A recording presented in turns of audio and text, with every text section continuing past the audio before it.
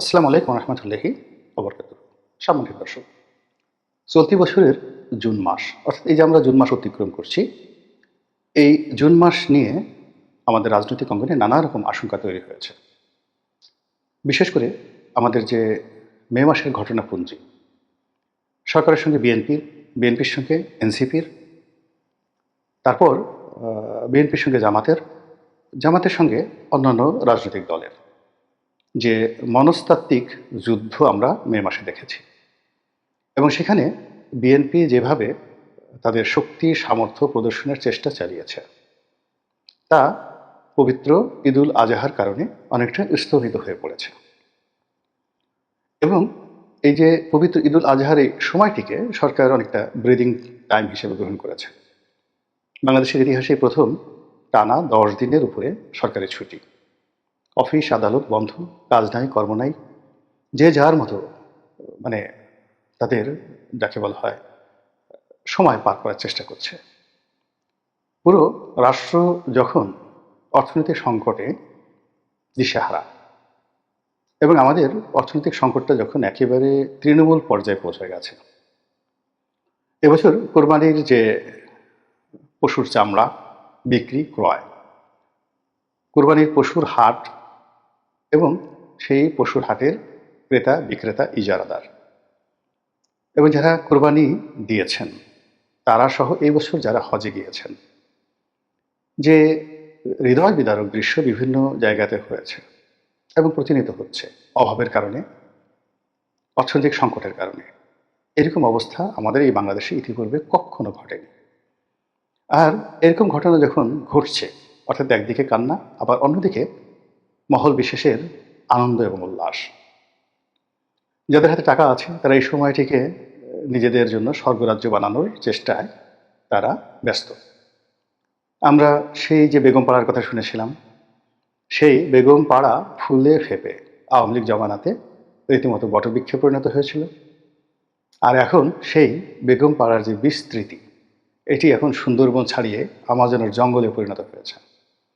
এই অল্প সময়ের মধ্যে বহু মানুষ অঢেল অর্থের মালিক হয়ে তারা London, America, Dubai, Singapore, Canada, প্রায় সব জায়গাতেই টাকা পাচারের একটা অধিক্ষেত্র তৈরি করে নিজেদের এবং তার পরিবারের ভবিষ্যৎকে অর্থবিত্ত এবং ক্ষমতায় তারা একেবারে জৌলুসপূর্ণ করার জন্য গত 10 মাসে যে সকল কর্মকাণ্ড করেছেন এবং আমরা যেগুলো শুনতে পেরেছি, পত্রপত্রিকায় এসেছে, এগুলো রীতিমতো লোমহর্ষক।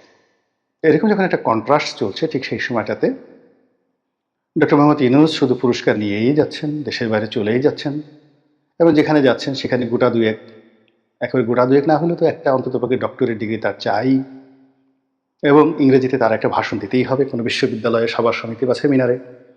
এরপরে বিদেশিদের সঙ্গে তার ছবি তুলতে হবে। মানে এরকম একটা মানসিক একটা অস্থিরতা আমরা যারা দেখছি, যারা করছি বা যারা এর দায় পরিশোধ করছি, সবার যেটা একটা অস্বস্তিকর অবস্থা তৈরি হয়ে গেছে। তো যেটা বলছিলাম যে যখন জুন মাস শুরু হলো তখন থেকে মূলত পবিত্র ঈদুল আজহার ছুটি বন্ধ হয়ে গেল, কিন্তু এই ছুটির আগে অনেকগুলো অসমাপ্ত কর্ম রয়ে গেছে। যেমন ঢাকা দক্ষিণ সিটি কর্পোরেশনের মেয়র পদ নিয়ে বিএনপি এবং সরকার একেবারে রীতিমতো মুখোমুখি অবস্থানে, কেউ কাউকে এক চুল ছাড় দিতে নারাজ এবং এটা এই অফিস আদালত খোলার পর আবার নতুন করে শুরু হবে।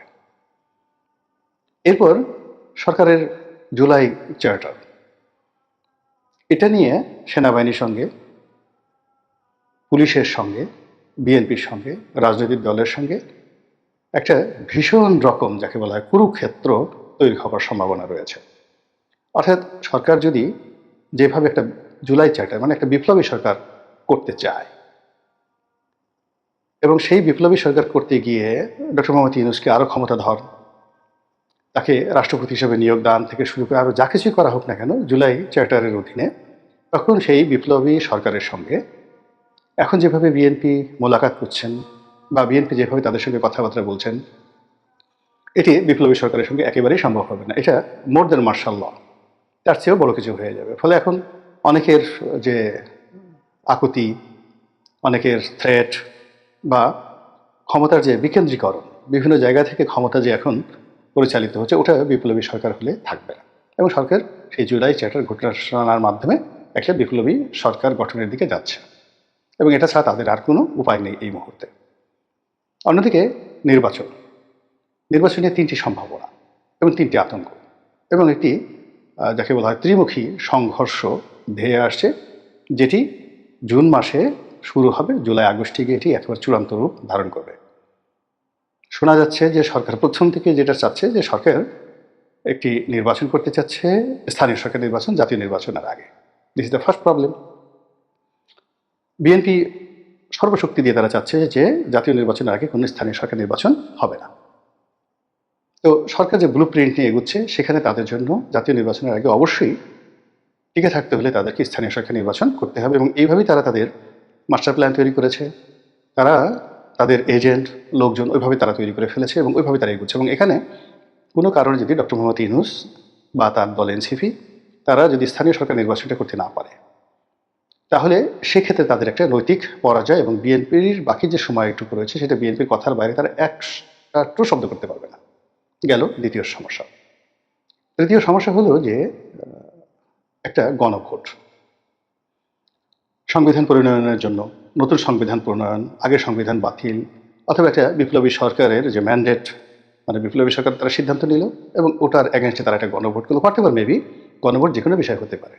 এখন সেই গণভোট করার জন্য সরকার চেষ্টা চালাবে, বা বিভিন্ন সরকারের যে মহল যারা রয়েছে সেখান থেকে নানা রকম তথ্য উপাত্ত দিয়ে জনগণের মধ্যে ছেড়ে দেওয়া হচ্ছে। ফলে জাতীয় নির্বাচন, গণভোট, যে গণভোটটি হতে পারে সংবিধানের জন্য, যে গণভোটটি হতে পারে ডক্টর মোহাম্মদ ইউনূসের ক্ষমতাকে দীর্ঘায়িত করার জন্য, যে গণভোট হতে পারে একটি বিপ্লবী সরকারের জন্য, সেরকম একটা গণভোট, অথবা স্থানীয় সরকার নির্বাচন, এই তিনটি বিষয় নিয়ে জুন মাসে, জুলাই মাসে, আগস্ট মাসে পুরো বাংলাদেশ উত্তাল থাকবে। এবং এখানে এক একটা দিন মানে এক একটা বছরের মতো মনে হবে এই অফিস খোলার সঙ্গে সঙ্গে। এখন এই কাজের জন্য কিন্তু প্রত্যেকটা রাজনৈতিক দল তারা ইতিমধ্যে বিভক্ত হয়ে গেছে। যারা ডক্টর মোহাম্মদ ইউনূসকে সহযোগিতা করবেন, তারা ডক্টর মোহাম্মদ ইউনূসের এজেন্ডাগুলো বাস্তবায়ন করার জন্য প্রাণান্ত চেষ্টা করে যাচ্ছেন। যারা বিএনপির পক্ষে, তারা বিএনপির আদর্শ বাস্তবায়ন করার জন্য, বা বিএনপির যে চিন্তা চেতনা এটা বাস্তবায়ন করার জন্য তারাও প্রাণান্ত চেষ্টা করে যাচ্ছেন। তো এই যে একটা অবস্থা, এই অবস্থাতে প্রায় সব পক্ষই একটি মুখোমুখি অবস্থানে পৌঁছে গেছে।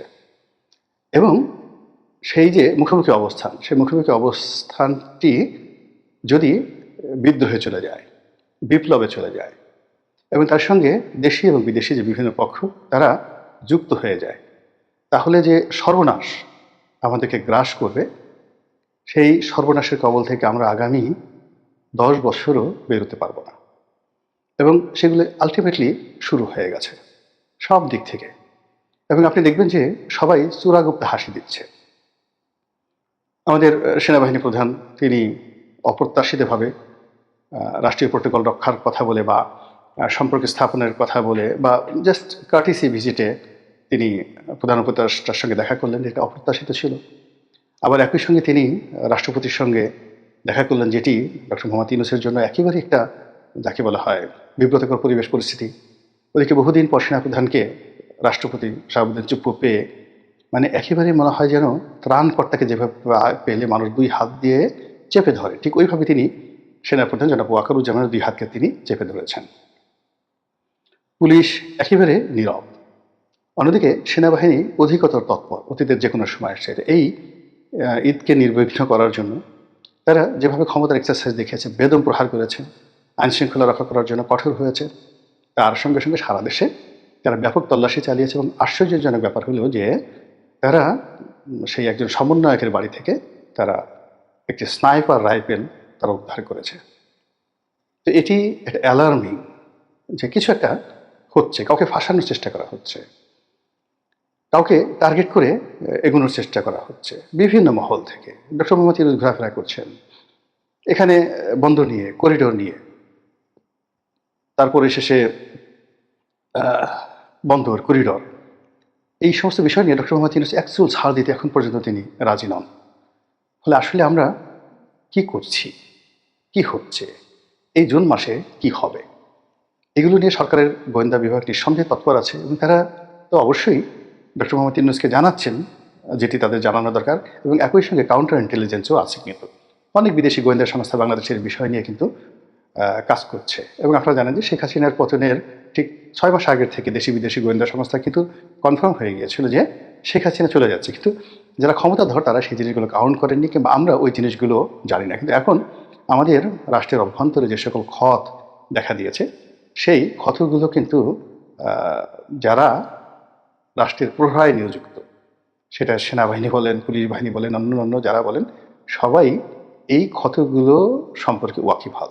এবং তাদের সে সকল প্রতিবেদনে তারা নিজেরা যেভাবে প্রতিবেদন তৈরি করছেন, তার সঙ্গে সঙ্গে সংশ্লিষ্ট দপ্তরে, সরকারি এবং অনেক বেসরকারি যাদের সাথে সম্পর্ক ভালো আছে, রাজনৈতিক দলের কাছে, বেসরকারি প্রতিষ্ঠানের কাছেও কিন্তু এই সকল গোয়েন্দা প্রতিবেদন চলে যাচ্ছে, যেগুলো জুনকে কেন্দ্র করে শুরু হবে, জুলাইতে একেবারে উত্তাল হয়ে পড়বে, আর আগস্টে গিয়ে একটা চূড়ান্ত পরিণতির দিকে বা শেপের দিকে আসবে। আল্লাহ আমাদেরকে হেফাজত করুন, রক্ষা করুন এবং দয়া করুন। আসসালামু আলাইকুম রহমতুল্লাহি ওয়া বারাকাতুহু।